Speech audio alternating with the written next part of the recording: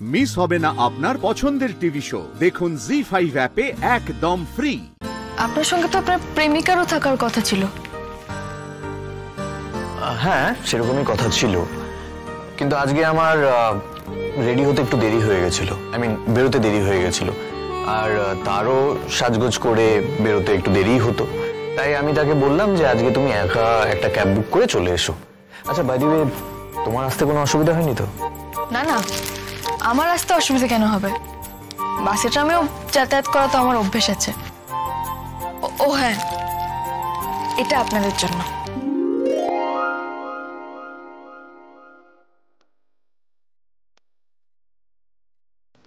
অপূর্ব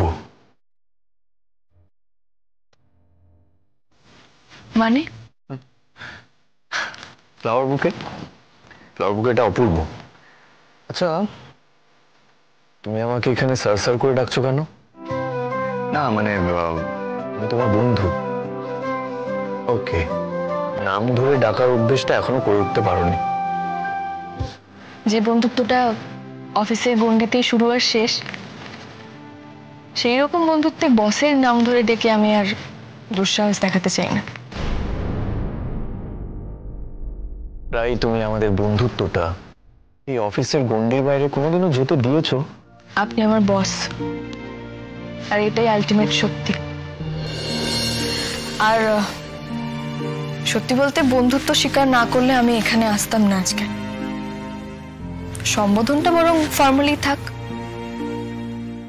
আর অফিসের এত লোকের মাঝখানে আপনাকে আপনার নাম ধরে ডাকতে আমারও একটু অস্বস্তি হবে।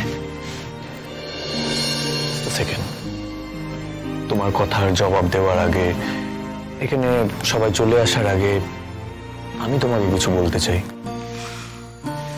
বলুন। You're looking fabulous.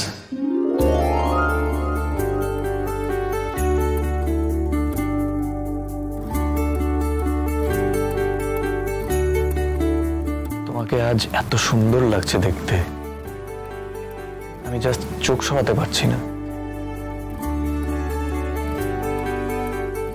স্যার, আমার মনে হয় আপনার এই ধরনের কথাবার্তা আমাকে বলাটা একদমই শোভনীয় হচ্ছে না। আজকে আপনার জীবনের এত গুরুত্বপূর্ণ একটা ইভেন্ট, এখন আপনার শুধুমাত্র আপনার হবু বউয়ের দিকেই তাকানো উচিত। অন্য কারোর প্রশংসা করাটা ঠিক নয় স্যার। কেন? এতে খারাপ কি আছে? রাই, বন্ধুত্বের মধ্যে এতটুকু স্বচ্ছতা থাকাটাই স্বাভাবিক, তাই না? তাছাড়া সত্যির কোনো শোভন অশোভন হয় না। আজকে সত্যি খুব সুন্দর লাগছে দেখতে, এটা আমি বললেই দোষ? আমি এটা মানতে পারলাম না।